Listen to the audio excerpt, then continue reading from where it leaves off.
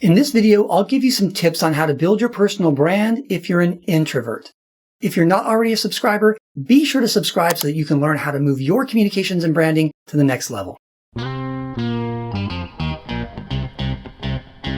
A while back, I read a question on Quora.com where someone had asked about how to approach personal branding if you're an introverted professional who is shy about putting themselves out there.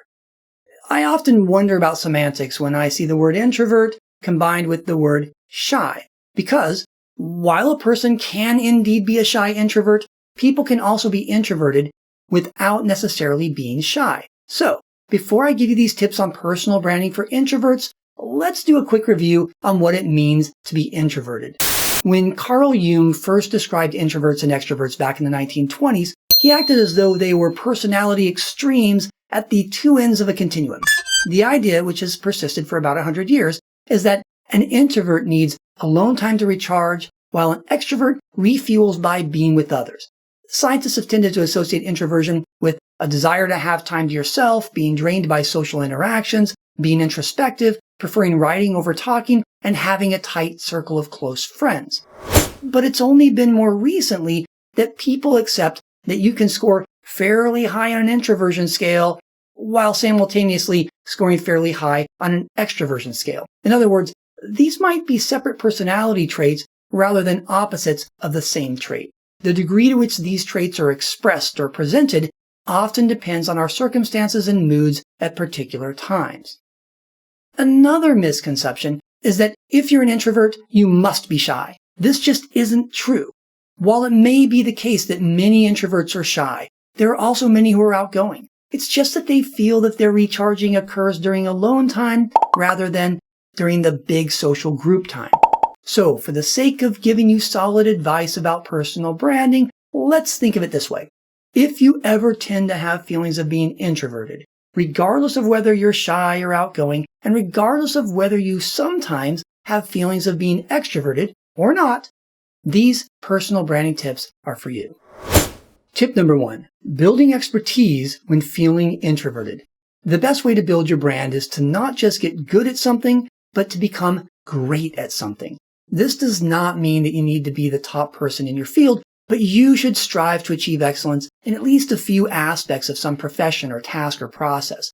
There are a number of ways to build expertise, such as the PERM method, which involves a directed approach at performance improvement. The key for introverts is to build an area of expertise that matches your personality and style.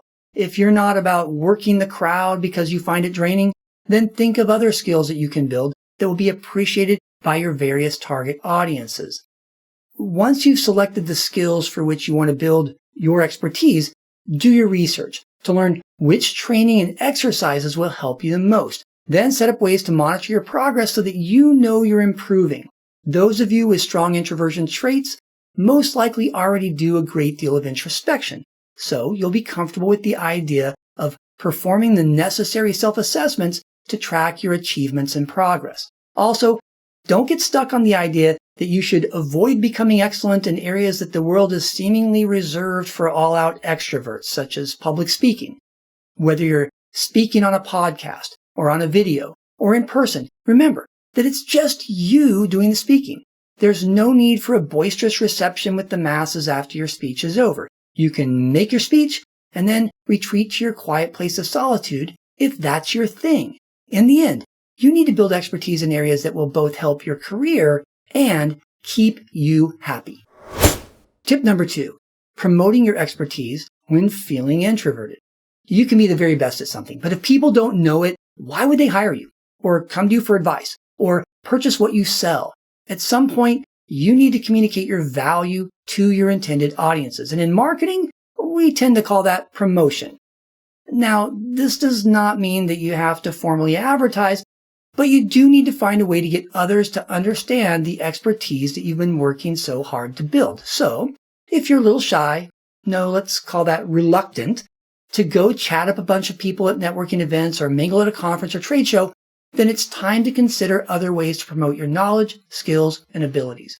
A very low-key way to build your personal brand is through platforms like LinkedIn or Reddit or Quora.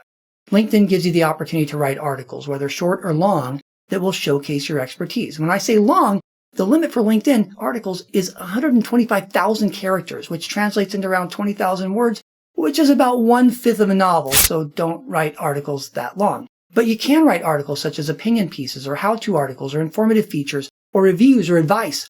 And these can then serve as a way to demonstrate to your audiences your expertise in certain areas.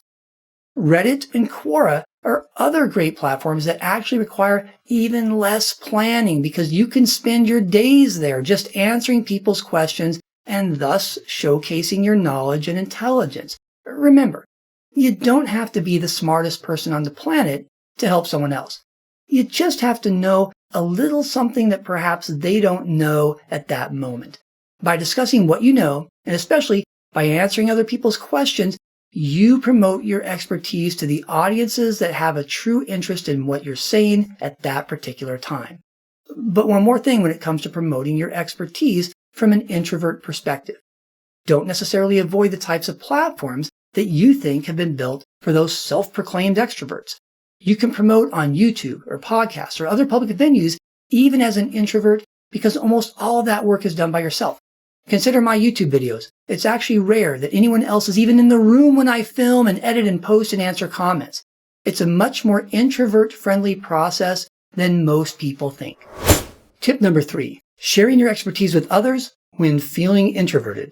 The best promotion is performance. So regardless of whether you're feeling introverted or not, always perform your tasks and duties at the highest level you can. More importantly, ask for more work in the areas of your expertise and/or the areas in which you want to build more expertise. This requires finding opportunities to show off your skills by acquiring the types of jobs that allow you to demonstrate them. The key for introverts starts back at tip number 1. If you've chosen to build your expertise in an area that fits your personality, then you should feel comfortable performing your expert skills in order to share them with others. The hard part for some people comes when they need to make the sale and convince someone else to give them the opportunity to share their talents. The key here is to actively listen to your potential audiences via social media to find out who needs what you offer and then offer what you have. This does not have to involve group meetings or daunting presentations. A lot of times it's just a matter of sending an email or a LinkedIn message, particularly if you've already been promoting your expertise for a reasonable period of time. Also, considering offering your services for free at the beginning or when trying to break into a new market. Oftentimes, a little volunteer work goes a long way in building your personal brand. Just make sure that you're ready to perform and that you set the expectations at the right levels. So there you have it. We all have different personalities and different ways to approach our interactions with others. And this is what makes the world such a great place. And if you're wondering what percentage of the population is introverted versus extroverted, the first official random sample by the Myers-Briggs organization showed an almost 50-50 split. And more recent studies have shown that most people, over 75%, fall somewhere between the two extremes, which is even more evidence that you can have characteristics of both, or that where you land depends partly on your circumstances and mood at the time. As for true introverts, your personal brand can be bold and loud, or it can be subtle and quiet. The key is to manage it in a way that works for you so that you are satisfied with the outcome. I'm Anthony Miyazaki, and this has been the Marketing Minute. If you know someone who would find this video helpful, share with them right now.